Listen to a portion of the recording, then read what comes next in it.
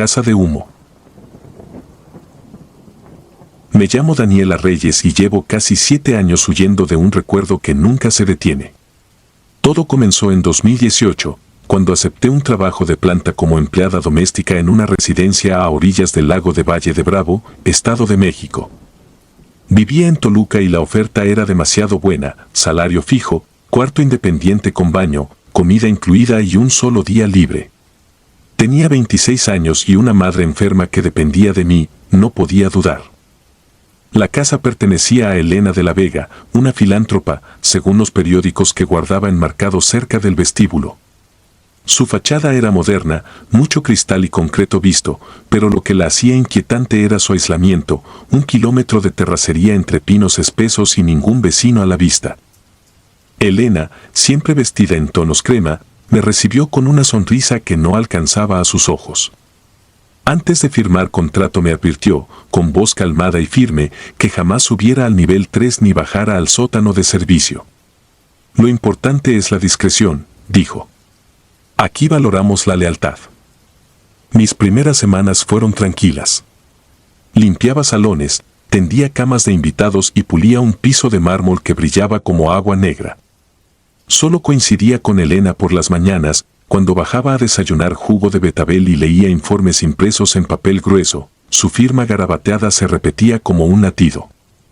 Por las noches, el silencio envolvía la casa con una densidad extraña: ningún grillo, ningún perro lejano, solo el zumbido eléctrico de las lámparas empotradas.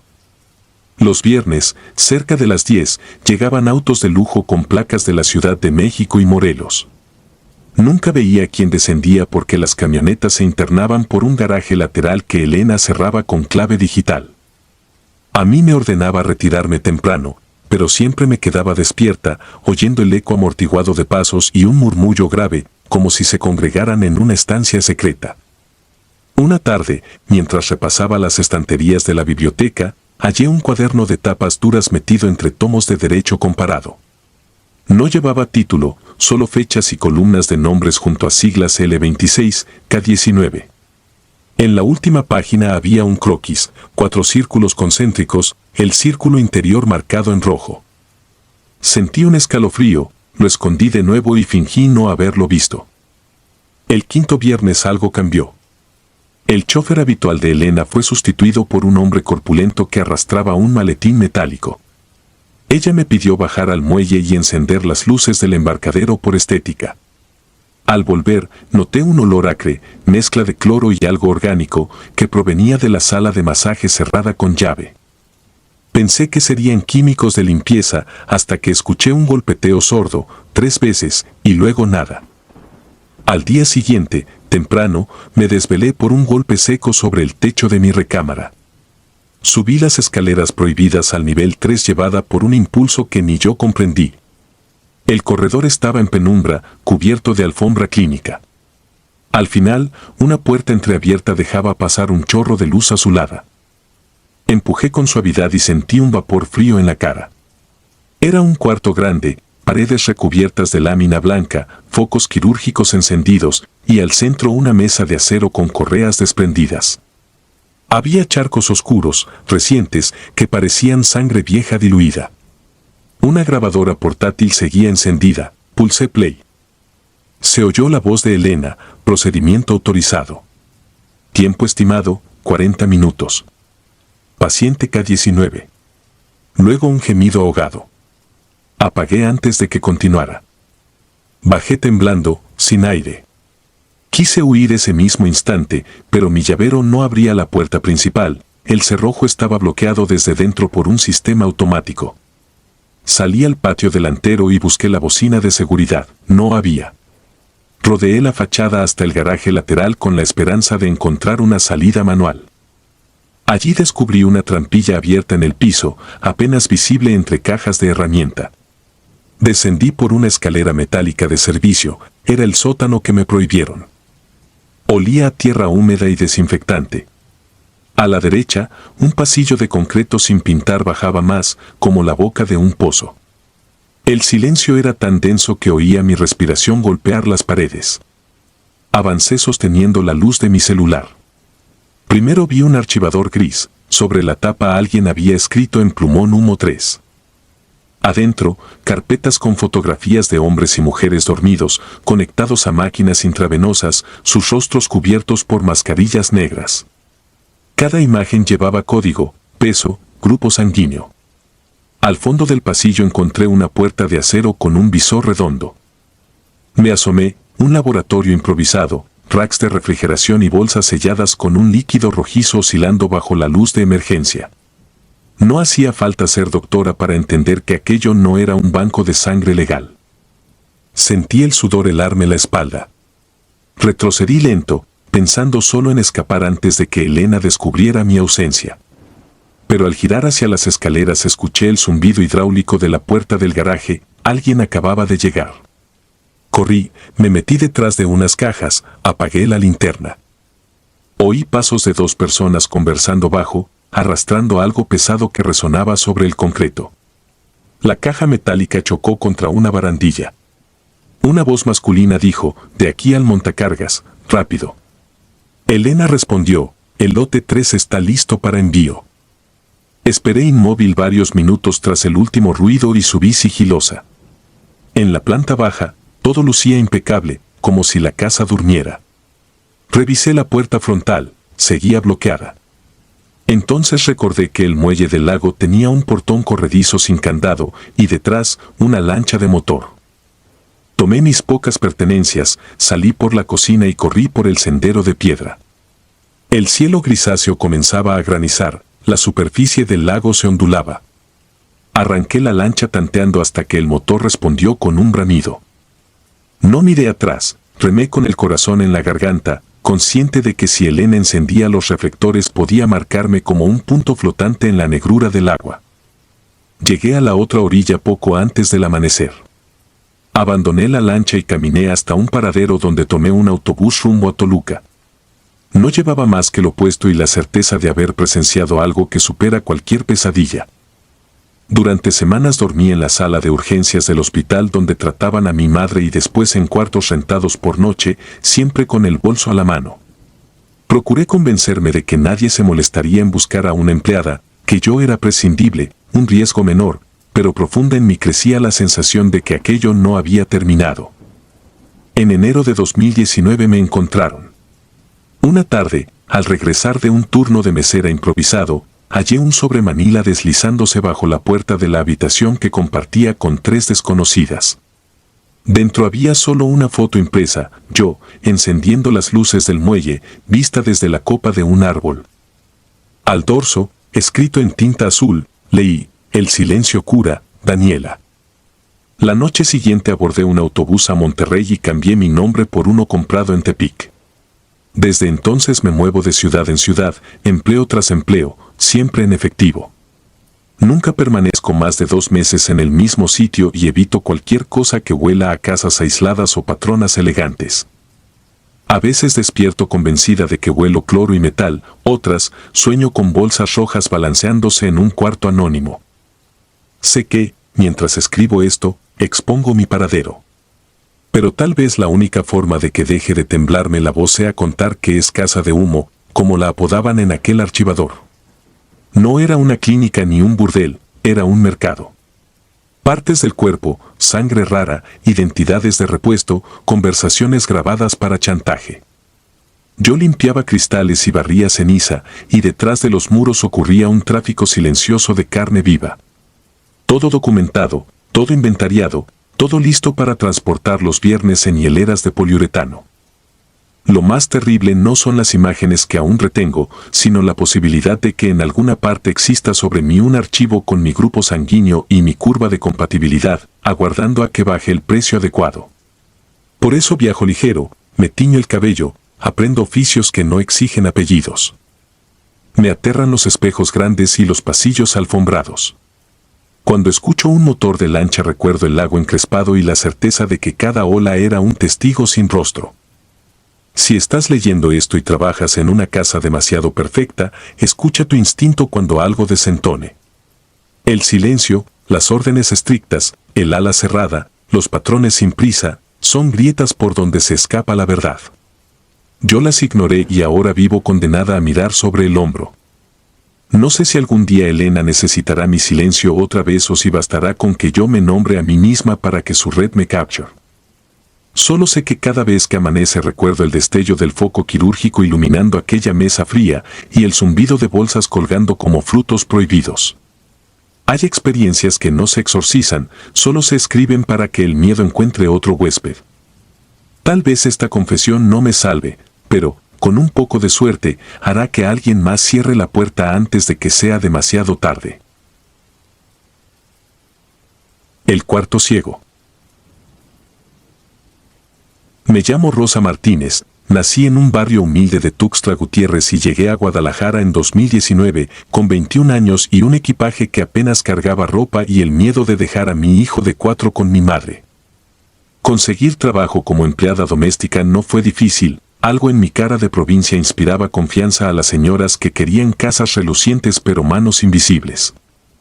El empleo que cambió mi vida apareció cuando la agencia me envió a la residencia Zaragoza, en Puerta de Hierro, Zapopan. Un predio de 2 niveles, fachada moderna y un equipamiento médico que habría envidiado cualquier clínica privada. Mis patrones eran don Álvaro, cirujano cardiovascular retirado, y su esposa doña Elvira, restauradora de arte. Él apenas cruzaba palabra conmigo, ella sonreía con cortesía glacial.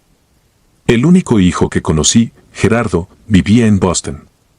La casa era grande, pero su silencio amplificaba cada crujido. En mi primera semana noté que el ala norte, donde terminaba un pasillo de mármol, quedaba fuera de mi itinerario. Una única puerta gris mate, sin pomo, protegida por un lector biométrico, marcaba el límite. Las instrucciones fueron claras, no te corresponde limpiar allí. Me pagaban bien, guardé mis preguntas. La rutina se volvió mecánica, pulir barandales, ordenar vitrinas, preparar infusiones de hierbas para doña Elvira y constatar que las despensas siempre incluían cajas de lactato de dengue, gasas estériles y jeringas desechables. Nunca vi pacientes, pero cada martes llegaban personas con bata blanca por la puerta trasera, ninguno se presentaba, ninguno pasaba al comedor. Una madrugada de agosto, la alarma interna se disparó por un apagón parcial. El generador tardó segundos en reiniciar, pero la domótica se desconfiguró y puertas que antes eran muros de acero se desbloquearon. Yo estaba en la lavandería, percibí un chasquido eléctrico y el zumbido de los cerrojos liberados. El pasillo norte quedó a oscuras salvo por luces de emergencia. Sentí la piel de gallina al ver la puerta gris entornada. El lector biométrico titilaba en rojo. Nadie parecía haber notado la falla. Llamé en voz baja, ¿señora Elvira? Nada. Mi curiosidad venció al miedo. Empujé la hoja con la punta de los dedos. Un olor denso, mezcla de formol, sangre seca y ozono, me invadió.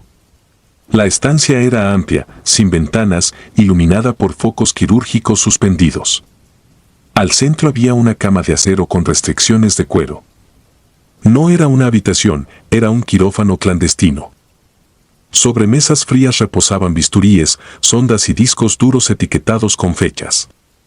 Monitores cardíacos chispeaban, conectados a un cuerpo diminuto dentro de una incubadora transparente. Parpadeé para asimilarlo. No era un bebé, calculé 8 o 9 años, piel casi translúcida, cabeza afeitada, tórax surcado de cicatrices. Un ventilador mecánico marcaba un ritmo penoso. El niño no debería caber allí, pero el armazón de acrílico se había modificado para retenerlo. Grabadoras de video apuntaban a la incubadora desde distintos ángulos. En una laptop abierta leí un encabezado, Experimento Ícaro, fase 4, anoxia controlada. Al lado, una carpeta con subarchivos, sujeto P3, sujeto P2, terminado. Comprendí que aquel no era el primero. Un archivador metálico contenía consentimientos firmados, pero los nombres aparecían tachados con marcador negro.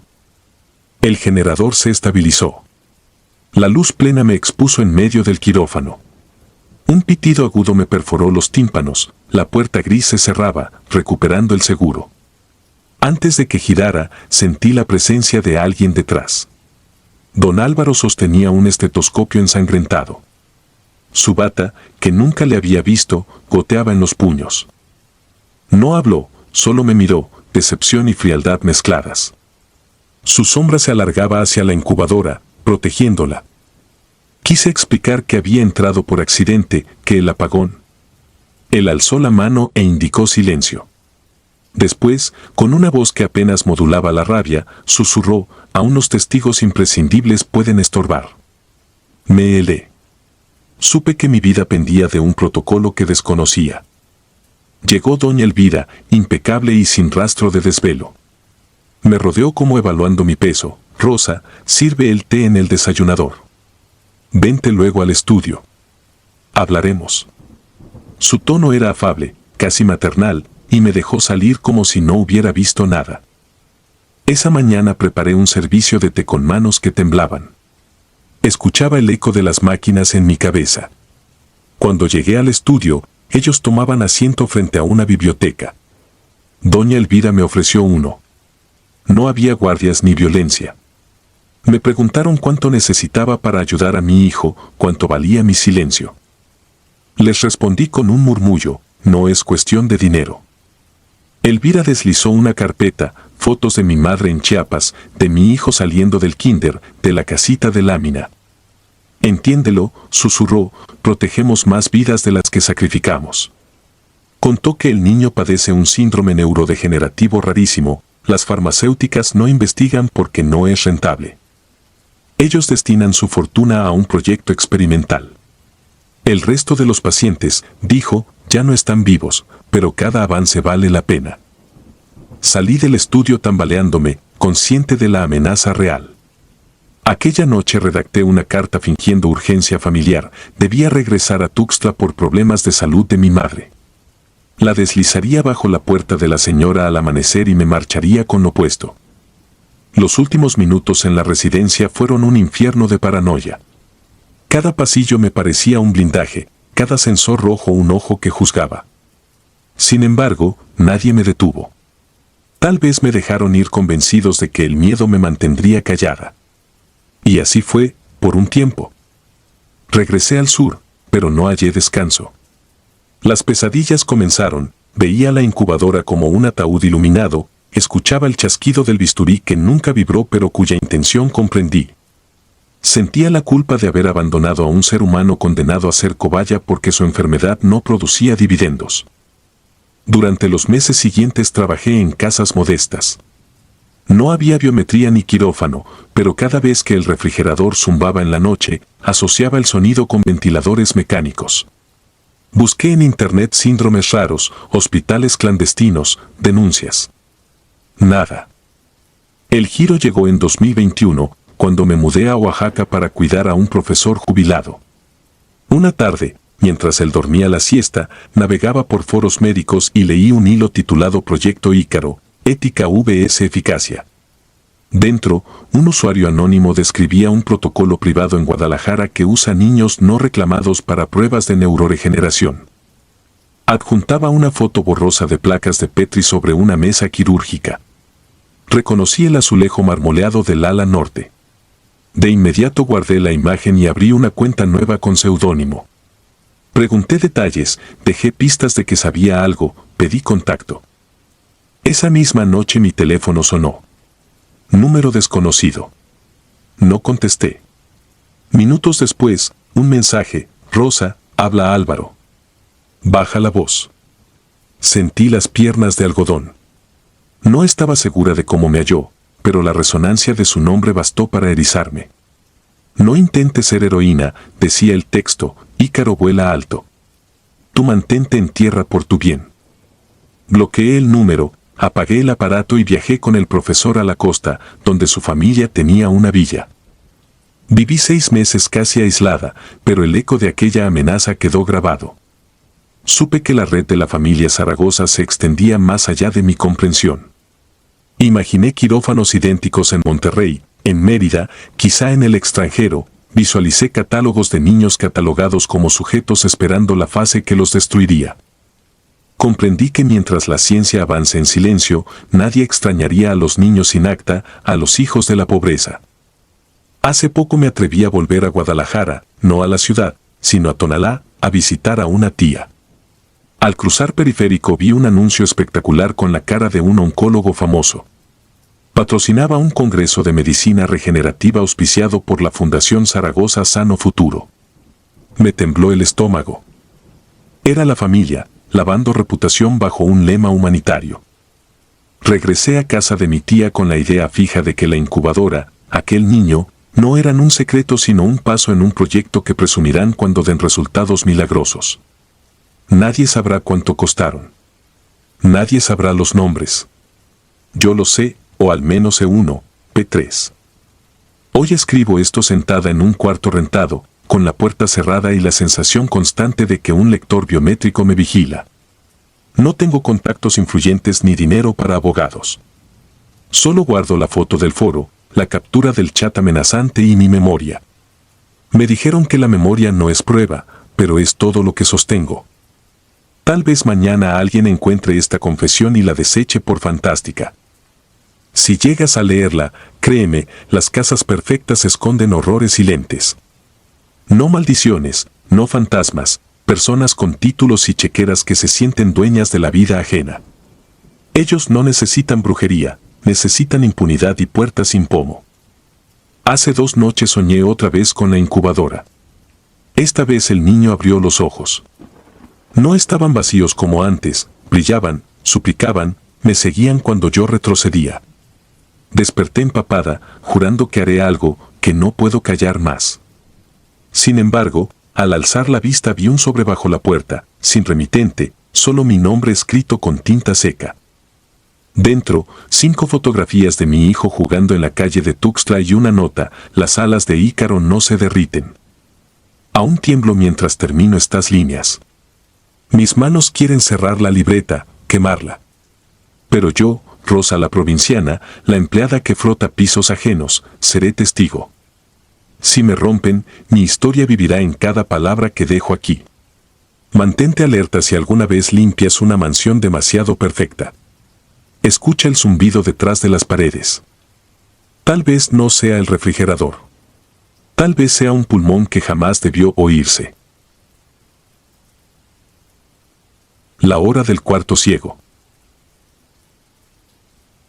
Tenía 24 años cuando acepté el empleo que todavía me quita el sueño.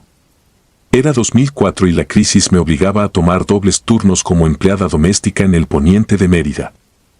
La agencia me envió a la casona de la calle 56, una estructura colonial de muros húmedos y ventanas enrejadas, apartada del resto de la ciudad por un seto de bugambilias mustias. Allí vivía la señora Lidia Villegas, una viuda que, según rumores, llevaba décadas saliendo de la casa únicamente para asistir a funerales de viejos conocidos. Aquella mañana nublada me recibió con un bastón de ébano y una voz de papel desgastado. No le interesaba la limpieza a fondo ni el arreglo de su jardín salvaje, solo necesitaba, insistió, que alguien alimentara a su mascota después de las 9, jamás antes. Acepté porque el pago duplicaba cualquier sueldo habitual. La consigna parecía absurda, pero no hizo preguntas mi cartera vacía. La señora adelantó una breve explicación: su gato, un ejemplar negro y silencioso de nombre Ciego, permanecía recluido en un viejo cobertizo al fondo del patio. Había sido del difunto marido y padecía una enfermedad que lo alteraba si veía humanos antes de cierta hora, por eso la puntualidad era innegociable. Mientras hablaba, la lluvia menuda golpeaba los vitrales y el pasillo principal se erizaba de sombras que olían a cera extinguida. Me entregó 2 llaves, una para la puerta lateral y otra para el candado del cobertizo, y un recipiente de barro con pienso casero. Las primeras semanas cumplí la rutina como un autómata: llegaba a las 9 en punto, atravesaba el patio tapizado de musgo, abría el cobertizo mientras el viejo reloj de la cocina tañía su campanada, deslindaba la comida en un cuenco y retrocedía sin mirar atrás. Nunca vi a Ciego de cerca, percibía un siseo bajo y el destello raudo de unos ojos amarillos, nada más. El sitio olía a humedad rancia, a madera podrida y algo más, un perfume agrio, a hierro viejo, pero encendía la linterna lo justo para no tropezar con los sacos apilados ni con las jaulas vacías que colgaban del techo. Luego cerraba, regresaba a casa y compraba víveres sin apuros por primera vez en meses. Conforme los días se alargaban y la paga llegaba puntualmente, la regla empezó a parecerme un rito excéntrico de una anciana solitaria. Una parte de mí interpretaba el misterio como un capricho inofensivo, otra se alimentaba de especulaciones: ¿qué clase de gato exige tanta discreción? Pero la vida no me concedía tiempo para filosofar. Por las tardes limpiaba habitaciones de turistas en un hotel céntrico, y por las noches cuidaba a mis hermanitos. Así pasaron 2 meses, hasta la amanecida del 21 de junio. Ese día la desgracia se confabuló. Una fuga de gas en mi colonia obligó a evacuar a todos antes del alba. Con el caos, mi reloj se detuvo y perdí referencia de la hora. Huí con mi familia a casa de un vecino, recogí lo imprescindible y partí al trabajo temerosa de llegar tarde y perder el ingreso que sostenía nuestro alquiler. Cuando arribé a la casona, el sol apenas clareaba tras los almendros, deduje que faltaban 10 minutos para las 9, tal vez menos, y no quise arriesgar un despido. Crucé el zaguán, aceleré por el pasillo lodoso y alcancé la puerta del cobertizo jadeando. El candado se abrió con un chasquido que sonó a sentencia. Dentro reinaba la penumbra. Tanteé la pared buscando el interruptor que la señora me prohibía tocar por defectuoso, así que dirigí el haz de mi linterna al fondo, donde esperaba ver el lomo del gato. Lo que iluminé me heló la sangre. Allí no había felino alguno, sino un muchacho semidesnudo y enjuto, encadenado por el tobillo a un aro herrumbroso. Su piel estaba cubierta de arañazos recientes, y sus ojos, al topar con la luz, no mostraron sorpresa ni vergüenza, brillaron con un júbilo animal. Se irguió a 4 patas, olfateó el aire y lanzó un gruñido bajo que salió de su garganta como un pedazo de carbón encendido. Retrocedí, pero mis manos temblorosas soltaron la linterna, que rodó hasta sus pies. Él las quedó apuntando al techo, y todo se volvió un claroscuro espectral. El muchacho se acercó reptando, cada movimiento resonaba en el suelo de madera floja. Yo buscaba la llave del candado, del bolsillo, de cualquier parte, cuando un carraspeo conocido rompió el silencio. Sentí la presencia de la señora Villegas en la puerta abierta, su silueta encorvada parecía más larga que de costumbre, como si creciera hacia el umbral, y sostuvo el bastón con los nudillos blancos. No dijo mi nombre, solo pronunció la hora exacta desde su reloj de bolsillo, faltaban aún 2 minutos para las 9. Entonces el muchacho emitió un chillido agudo. Su espalda se arqueó con un crujido húmedo, los hombros se colapsaron y la piel pareció encogerse, porque un pelaje tan denso como el hollín brotó en cuestión de segundos. Sus manos se retorcieron hasta formar garras, la quijada se desplazó hacia adelante mientras los dientes se afilaban como clavos. Ante mis ojos incrédulos, el ser que había sido humano se convertía en un gato gigantesco, un puma negro casi, cuya boca espumeaba ansiedad. El proceso entero duró un parpadeo, y sin embargo me pareció una eternidad vivida bajo agua fría. Yo no grité. El aire me abandonó antes de que pudiera articular un sonido. Solo recuerdo que tiré el cuenco de comida y corrí, sin distinguir si pisaba baldosas o fantasmas. Atravesé el pasillo principal, asustada de que las máscaras de cerámica colgadas en las paredes cobraran vida y me susurraran secretos. Sentí que el piso se inclinaba como la pasarela de un barco a la deriva, y juraría haber oído los pasos cortos del felino detrás de mí. Aunque quizá ya era tarde y el monstruo celebraba su desayuno con mis propios miedos. Al llegar a la calle tropecé con el guardapolvo del uniforme y caí sobre la grava. Me reincorporé sin preocuparme de la sangre que corría por mi rodilla, solo deseaba alejarme de aquella casa. Mis llaves quedaron dentro, mis ahorros en el mostrador de la cocina, mi dignidad flotando en la lluvia. Corrí hasta la avenida principal donde la gente ignoraba mi desorden, los autos pasaban, indiferentes al terror que me empujaba a hiperventilar. Cuando el semáforo cambió, crucé entre claxones y bicicletas, con la seguridad de que si volteaba a mirar atrás, el felino humanoide ocuparía la esquina. No regresé jamás.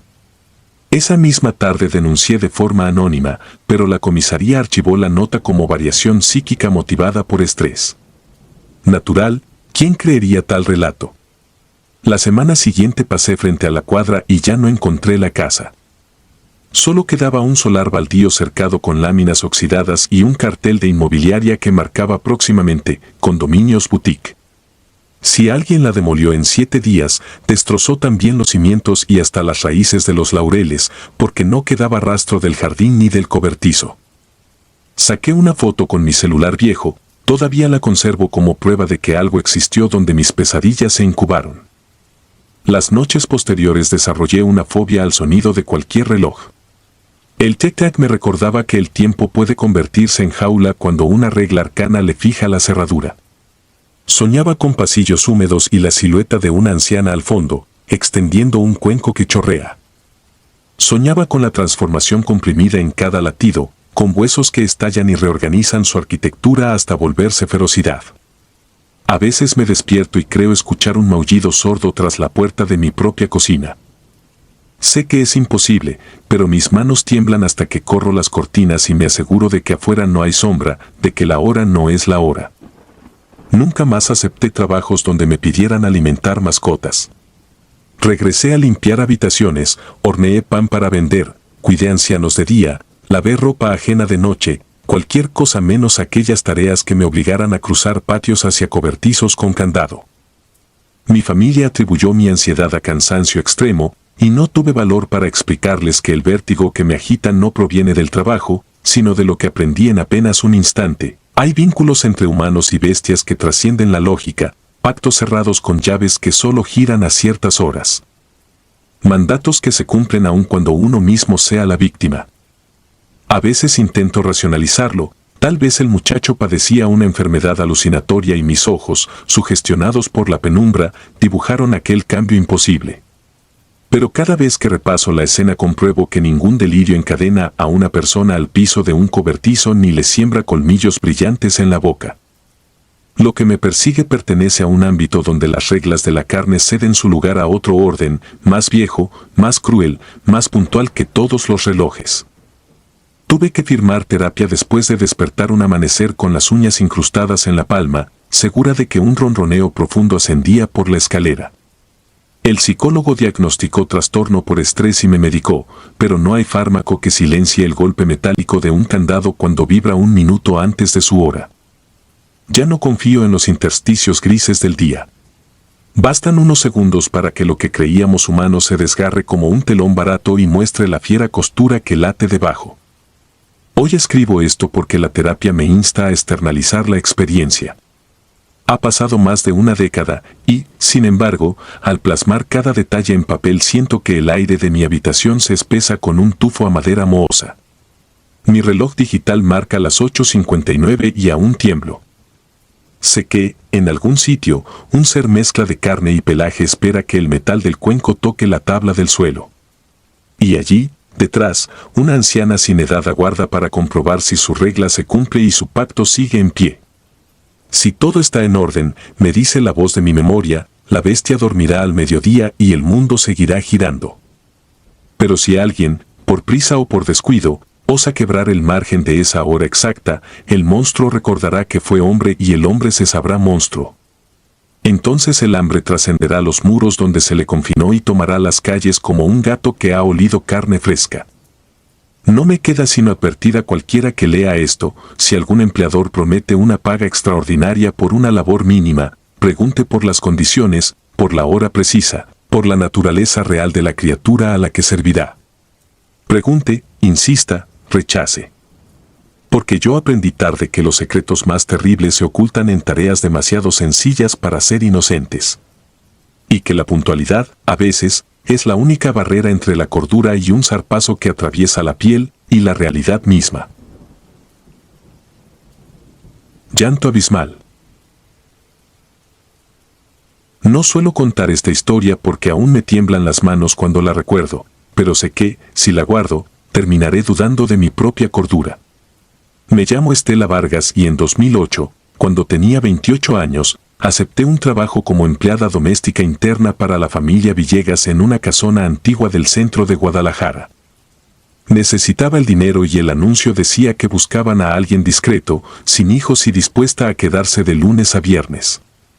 La vivienda era amplia, de techos altos y pasillos tan largos que el eco de mis pasos parecía perseguirme. Desde mi primer día noté una puerta al fondo del ala norte, distinta a las demás, madera gruesa, pintura cuarteada, cerradura nueva y un fino hilo de polvo acumulado a su alrededor. Pregunté si debía limpiar allí. La señora Mariana me respondió con una sonrisa breve que era solo un cuarto de triques y no requería atención. Durante las jornadas siguientes me dediqué a mis tareas, lustrar plata, sacudir vitrinas, planchar sábanas con iniciales bordadas. El señor Arturo salía muy temprano, la señora pasaba largas horas en la biblioteca y la hija adolescente, Renata, prácticamente vivía pegada a sus audífonos.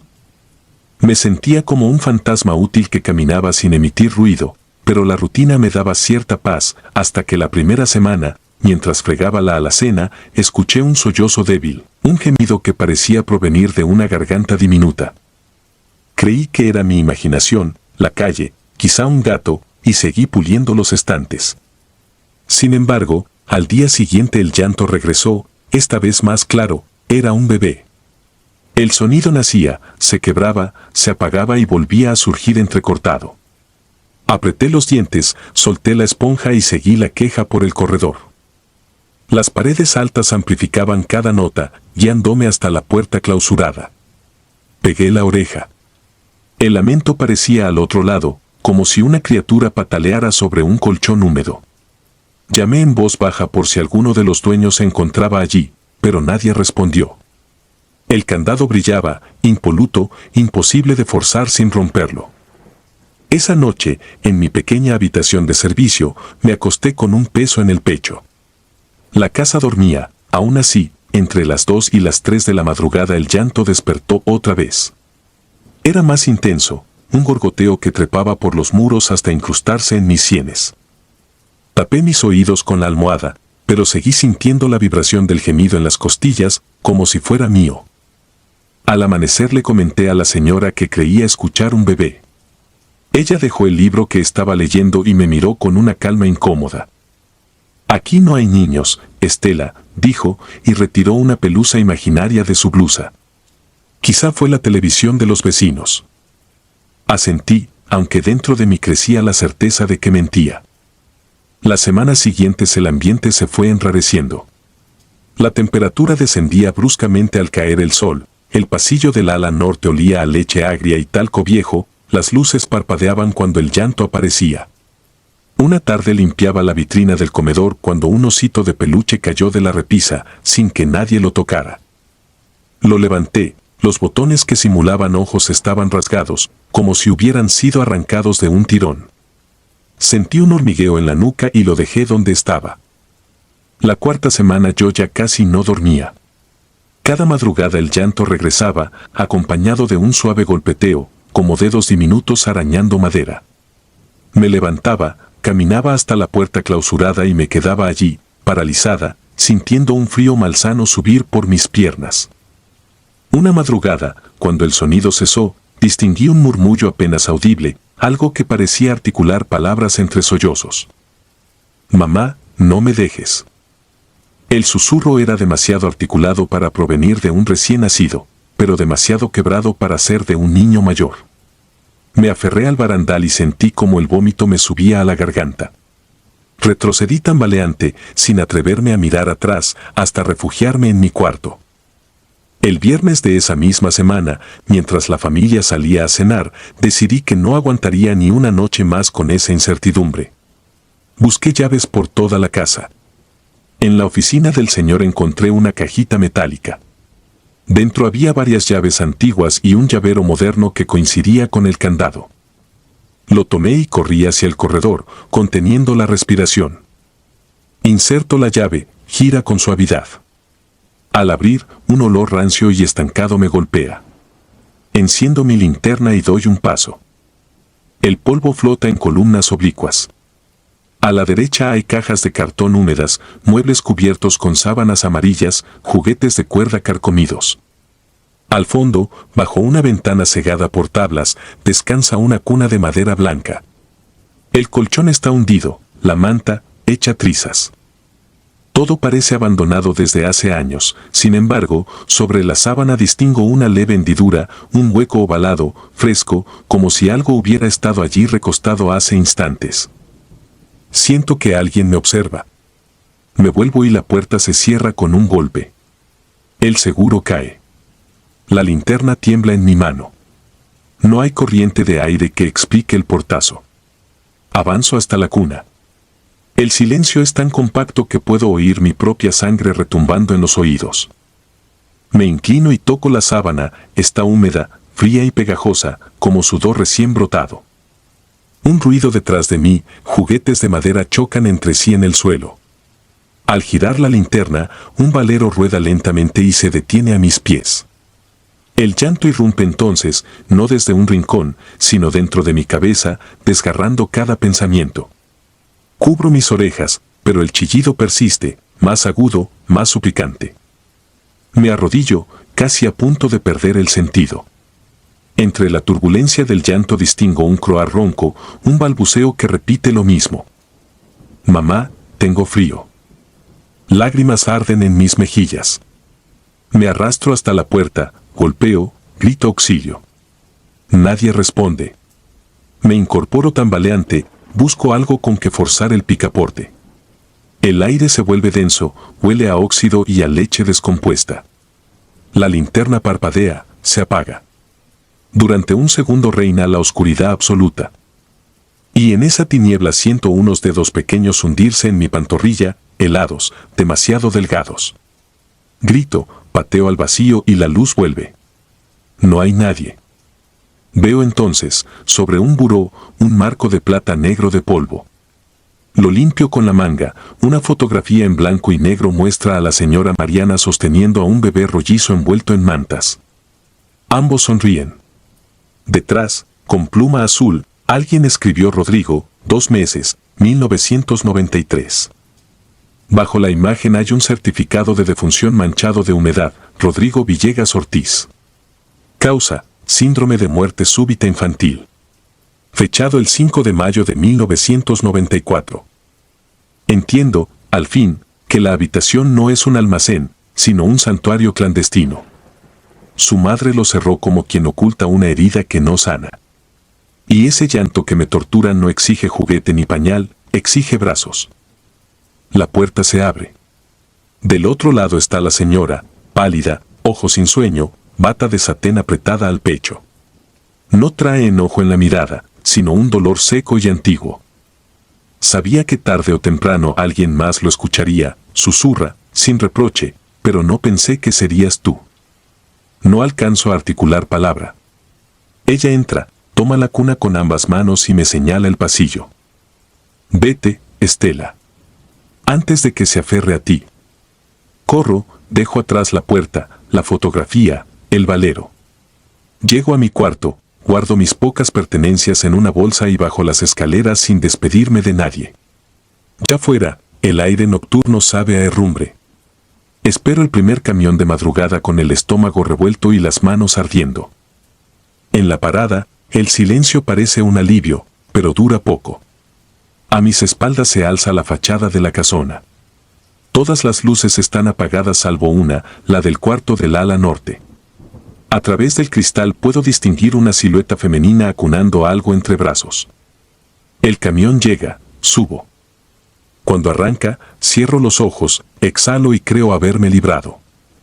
Entonces, en el último banco del vehículo, se escucha un gimoteo leve, un jadeo infantil que resuena en la lata vacía.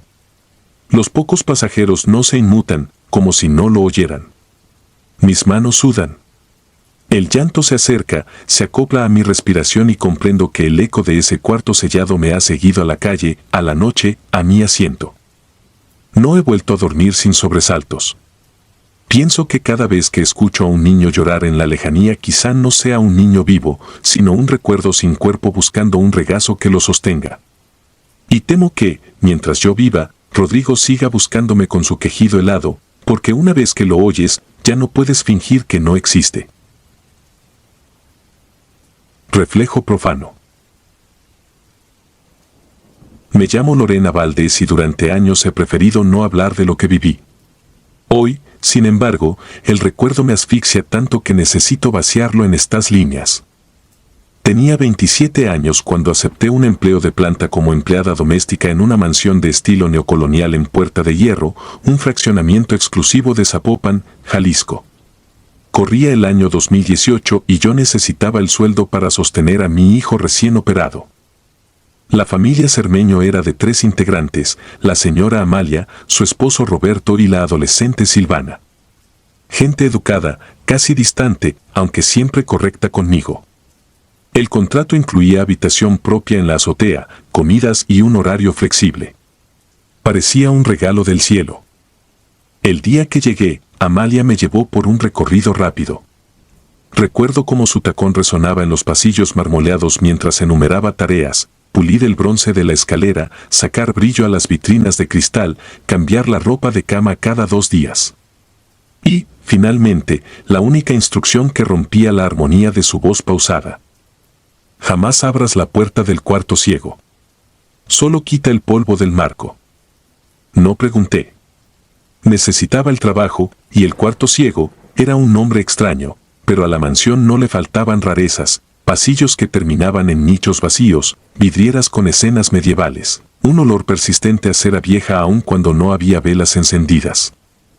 El cuarto ciego estaba en el segundo piso, al final de una galería poco transitada.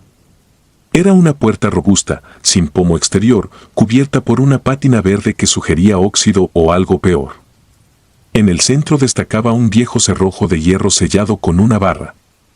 Alrededor, la pared estaba siempre más fría que el resto de la casa. Si apoyaba la mano, sentía una vibración mínima, como el temblor de un animal dormido. Las primeras semanas transcurrieron sin incidentes. Me ceñía las labores. Cada viernes enviaba parte de mi paga a Guadalajara para cubrir las terapias de mi hijo. Por la noche, agotada, subía a mi cuarto de la azotea y caía rendida. El fraccionamiento era silencioso como un mausoleo y el sueño me envolvía rápido. Comencé a inquietarme cuando noté pequeños cambios en la temperatura de la casa. Algunas madrugadas la calefacción bullía, pero un aire glacial se filtraba por las escaleras y se concentraba justo en el pasillo del cuarto ciego. Me aventuraba con la linterna del celular para verificar ventanas, termostatos, cualquier fisura, pero no hallaba explicación. El frío parecía brotar del marco sellado. Una noche, mientras fregaba la cocina, escuché un golpe sordo arriba. Supuse que Silvana había tirado un libro. Sin embargo, al asomarme a la escalera noté algo que heló la sangre: la barra del cerrojo del cuarto ciego colgaba a medio caer, como si alguien la hubiese forzado desde dentro. No había rastro de la familia. Subí, aseguré la barra y me obligué a pensar que el metal se habría aflojado por el peso de los años. No lo creí. Empecé a ver sombras donde no las había. En el reflejo de la plata pulida distinguía un contorno alto, de hombros retorcidos, plantado detrás de mí. Cuando volteaba, la cocina estaba vacía. Mis noches se poblaron de insomnio. Despertaba con la sensación de que alguien respiraba en mi habitación y se desvanecía cuando encendía la lámpara. El 13 de abril tuve mi primer día libre en 6 semanas. Volví al departamento de mi hermana para visitar a mi hijo. Dormí con él en la misma cama. A las 4 de la mañana me sobresaltó un crujido de madera, lejano pero inconfundible. Pensé que era algún vecino, hasta que mi hijo se agitó y, dormido, murmuró: «Mamá, la persona del espejo se va contigo, no con nosotros». No le conté nada a mi hermana. Regresé a la mansión con el estómago encogido. Ese mismo domingo, al pasar con el carrito de la ropa limpia frente al cuarto ciego, advertí una línea nueva en la puerta, una especie de grieta apenas visible que dibujaba un óvalo perfecto a la altura del pecho. Delgada, oscura, húmeda. Amalia me sorprendió inspeccionando el marco y por un segundo vi en sus ojos un destello de alarma. Solo dijo: «Si notas algo fuera de lugar, avísame de inmediato, Lorena». Su voz temblaba. Comprendí que yo no era la única que temía esa puerta. Quizá nadie era dueño de la casa tanto como aquello que estaba encerrado ahí. Durante la cena del lunes, la atmósfera cambió. Las luces del comedor parpadearon, la sopa vibró en la porcelana y Silvana dejó caer la cuchara con un grito ahogado. La señora Amalia se levantó, tomó a su hija del brazo y la condujo a su recámara sin una palabra. Roberto me pidió café y se quedó solo, mirando la nada. Noté su mandíbula apretada, los dedos golpeando la mesa, un trance contenido. Cuando subí la bandeja vacía, el pasillo estaba oscuro, iluminado apenas por la luna que entraba por un tragaluz. El frío azotó mi cuerpo. Del otro lado, la puerta del cuarto ciego parecía latir, respiraba con un leve crack de madera vieja. Sentí la urgencia de huir, pero mis pies avanzaron con vida propia. Acerqué la linterna. La grieta se había abierto más y por el intersticio escapaba un hedor a agua estancada y flores marchitas. Esa madrugada casi no dormí. Pude escuchar pasos sobre el techo, roces en la pared, susurros que imitaban mi nombre con la voz de mi madre muerta. Quise rezar y la garganta me dolía, como si cada palabra fuera un garfio. Al amanecer encontré la barra del cerrojo nuevamente en el suelo. Bajo ella, una marca de uñas arañadas recorría la madera. Aspiré el olor agrio que emergía del umbral y retrocedí. No supe cuánto tiempo pasé paralizada, hasta que escuché la puerta principal cerrarse y el motor del auto familiar alejarse. Estaba sola. La lógica cedió a la locura, debía ver qué había adentro, saberlo para librarme. Con guantes gruesos retiré la barra. El metal estaba caliente, contrario al aire gélido. Empujé la puerta. Crujió. A la primera rendija me golpeó un aire denso, dulzón, como fruta podrida. El cuarto era un rectángulo sin ventanas. Paredes forradas de terciopelo negro, techo abovedado, suelo de mosaico antiguo. Y en la pared opuesta, un espejo monumental de marco dorado, tan alto como 2 hombres. Sobre el cristal, un velo de polvo dibujaba huellas recientes, como si alguien hubiera apoyado las palmas ásperas para asomarse. Me quedé inmóvil, mirando mi reflejo tembloroso. Al fondo, detrás de mí, distinguí una silueta borrosa, hombros anchos, cabeza desproporcionada, 2 brazas más alta que cualquier persona. Un aliento caliente rozó mi nuca. Giré, convencida de hallarlo, pero el cuarto estaba vacío. Volví al espejo. La silueta había avanzado un paso. Vi con horror que sus brazos terminaban en garras alargadas y que de su cráneo sobresalían 2 astas huesudas que rozaban el marco. El pecho era humano, aunque cubierto por una pelambre húmeda y oscura que goteaba algo viscoso sobre el mosaico. Sentí que mis rodillas se doblaban. Quise gritar y no me salió la voz. En mi reflejo la bestia alzó una mano, como si acariciara mi cabello, aunque en la habitación no había nada palpable. Sentí un tirón real, el cuero cabelludo ardió. La criatura inclinó la cabeza, sus cuencas vacías parecían absorber mi imagen. Una garra rozó la superficie del espejo del lado interno y dejó una línea profunda, como un cuchillo en vidrio. Comprendí que el espejo no era un objeto, era una puerta. Y estaba abierto. Huí a trompicones, empujé la puerta y corrí escaleras abajo. Atravesé la sala, choqué con una mesita y la porcelana estalló a mis pies. El chillido que surgió del piso superior no era voz humana ni rugido de animal, era un coro roto de lamentos que hablaban un idioma seco, antiguo. Salí por la cocina, crucé el jardín sin zapatos y salté la reja lateral. En la calle nadie escuchó mis gritos. Corrí hasta el puesto de vigilancia y pedí un taxi. Cuando el guardia me miró, entendí que mi aspecto era demencial, ropa rasgada, sangre en el cuero cabelludo, la cara bañada en lágrimas. Esa misma tarde presenté mi renuncia por teléfono. Roberto respondió y, al oír mis balbuceos, dijo con un tono helado que comprendía, que lo habitual era que las empleadas no duraran más de 2 meses. Me ofreció dinero extra por mi silencio. No lo acepté. Durante semanas tuve la sensación de que el reflejo de la bestia me seguía en los cristales de buses y escaparates. Cambié de ciudad, de número, incluso de oficio.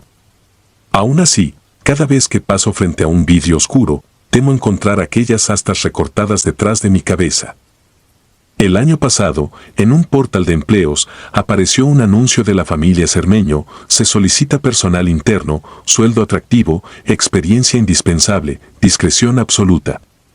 La foto de la fachada acompañaba el texto. Bajo ella, varios comentarios, gente que preguntaba por la seguridad del lugar, otros que decían no haber cobrado su finiquito, un par de mensajes eliminados. Sentí que algo me observaba a través de la pantalla.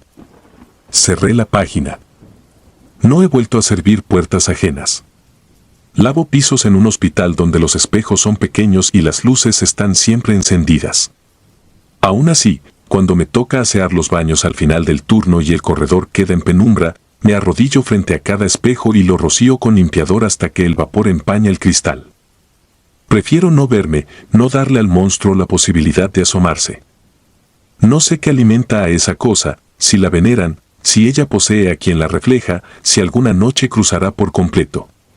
Lo que sí sé es que, mientras existan puertas sin pomo y hogares con cuartos prohibidos, alguien seguirá siendo su custodio.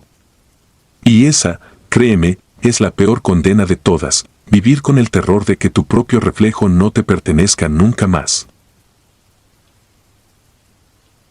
Silencio tras la puerta. Tenía 27 años cuando dejé San Juan Chamula para buscar trabajo en Mérida. Necesitaba enviar dinero a mis padres y a mi hijo pequeño, así que acepté lo primero que encontré, servicio doméstico con estancia en una antigua casona del barrio de Itzimná. Los dueños, los de la fuente, eran una pareja de notarios bien conectada. Su única hija, Alma, tenía 5 años y un rostro tan pálido que parecía de yeso. El anuncio prometía habitación propia, un sueldo fijo y un domingo libre al mes. No lo pensé demasiado, la agencia me aseguró que todo estaba perfectamente en regla. El día que llegué, la arquitecta que dirigía la remodelación aún supervisaba obreros. El aire olía a madera húmeda y a barniz fresco, pero las paredes guardaban un tufo rancio, mezcla de incienso viejo y encierro. La fachada era impecable, columnas blancas, ventanales con herrería forjada. Por dentro, la casa parecía tragarse la luz. Había pasillos interminables y puertas que nunca se abrían, como si cada cuarto escondiera un secreto distinto. El piso crujía con un lamento sordo que se repetía a todas horas, incluso cuando nadie caminaba. Doña Lorena de la Fuente me recibió con un abrazo frío que solo apretaba los hombros. Don Aurelio, el patrón, estrechó mi mano sin mirarme a los ojos. Me advirtieron que Alma dormía poco y tenía ataques de llanto súbito. Es hipersensible, dijeron. Mi cuarto quedó en el ala norte, lejos de la habitación de la niña y del despacho de los señores. Para llegar a la cocina debía cruzar un corredor oscuro donde el techo goteaba en las noches de lluvia, formando charcos que tardaban en secarse aunque el clima fuera seco. La primera semana trabajé sin encontrar nada extraño, salvo el silencio de Alma. No hablaba, comía despacio y me observaba con ojos enormes cada que le tendía el plato. Una mañana descubrí un moretón púrpura en su muñeca. Pensé en preguntarle, pero el sonido de pasos retumbó en el pasillo y ella escondió el brazo bajo la mesa antes de que su madre apareciera con un frasco de vitaminas. Esa misma tarde noté otro golpe, esta vez en la espalda, bajo el tirante de la blusa. Una sospecha me remordió las entrañas, pero aún no tenía pruebas ni confianza. Pasaron los días y la casa empezó a enseñarme sus grietas. Por las noches se oía un murmullo que parecía provenir del ático sellado. El carpintero juraba que nadie había subido allí desde la Reforma, mas cada madrugada las tablas del techo repiqueteaban como si alguien caminara descalzo. Una noche salí al pasillo con la linterna del celular. El haz de luz reveló polvo en suspensión y zumbidos eléctricos cerca de la pintura de un santo encapuchado. Cuando acerqué el oído, percibí una oración en latín que no supe descifrar. La voz era infantil. Al tercer viernes algo quebró mi indiferencia. Preparaba la cena cuando Alma apareció en la puerta con la mirada clavada al piso. Tenía la mejilla hinchada y sangraba por la comisura de los labios. Le pregunté qué había pasado. Ella negó con la cabeza y extendió la mano para darme un papel arrugado, un dibujo de su cuarto, la cama pequeña y, al pie, la silueta de un hombre con los brazos muy largos que se doblaban como ramas secas. El rostro era un hueco negro. Detrás, una frase escrita con letra temblorosa: Él viene cuando papá reza. Sentí que me faltaba el aire. Decidí quedarme despierta esa noche. A las 2 de la mañana escuché el eco de una puerta abriéndose con sigilo, luego pasos ligeros dirigiéndose al ala sur, la zona prohibida. Tomé mi bata y seguí el sonido. Vi a don Aurelio cruzar el corredor con un cirio encendido. El fuego iluminaba su cara desencajada, murmuraba oraciones entre dientes mientras descendía la escalera que llevaba al sótano, un lugar que yo no conocía. Me escondí detrás de una vitrina y esperé a que se cerrara la trampilla. El silencio volvió a saturar la casa. A la mañana siguiente, cuando la familia salió de compras, busqué la entrada del sótano. Estaba oculta bajo una alfombra persa en el estudio. Moví el mueble que la cubría y encontré una puerta metálica cerrada con candado. No quise forzarla de día, necesitaba un plan.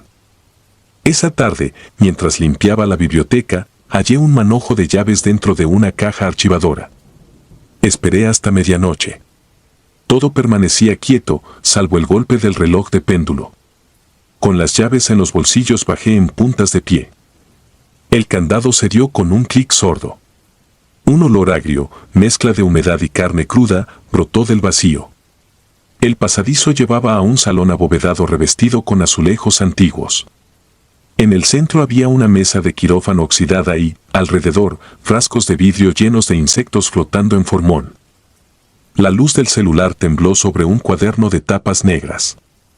Al abrirlo, reconocí los dibujos de Alma, figuras sin rostro, cuerpos deformes y, al margen, anotaciones médicas fechadas desde 2016. Los informes describían terapia correctiva y disciplinas espirituales para una niña anónima. Supe que hablaban de ella. Sentí crujir la escalera y apagué la pantalla. Dos siluetas bajaban, don Aurelio y doña Lorena. Él cargaba un pequeño bulto envuelto en manta, ella llevaba una bolsa que tintineaba. Me pegué contra la pared tras un armario. La pareja encendió velas y descubrió la mesa. Dejaron el bulto, era Alma, dormida o desmayada. Nunca olvidaré la oración que pronunciaron, ni el golpe metálico cuando la navaja rozó la piel de la niña. Quise gritar, pero la voz se me congeló en la garganta. Vi la sangre resbalar y escuché el susurro de la niña al despertar, un gemido ahogado que partió mi cordura. Di un paso atrás y choqué con el estante, varios frascos se estrellaron contra el suelo. El olor a formol llenó la sala. Los de la fuente voltearon, sus rostros parecían máscaras de yeso agrietado. Corrí escaleras arriba sin mirar atrás. Oí a don Aurelio gritar mi nombre, su voz retumbó en las paredes como un himno infernal. Llegué al vestíbulo y empujé la puerta principal, pero la reja estaba cerrada con llave. Decidí refugiarme en el cuarto de servicio. Aún con el corazón desbocado, logré llamar al 911. Expliqué apenas, hay una niña en peligro, hay sangre, vengan. Los sirvieron tardaron 15 minutos que me parecieron una eternidad. Tras la ventana vi las luces rojas reflejarse en los mosaicos del recibidor. Golpearon la puerta, salí con los brazos en alto y las manos manchadas de formol.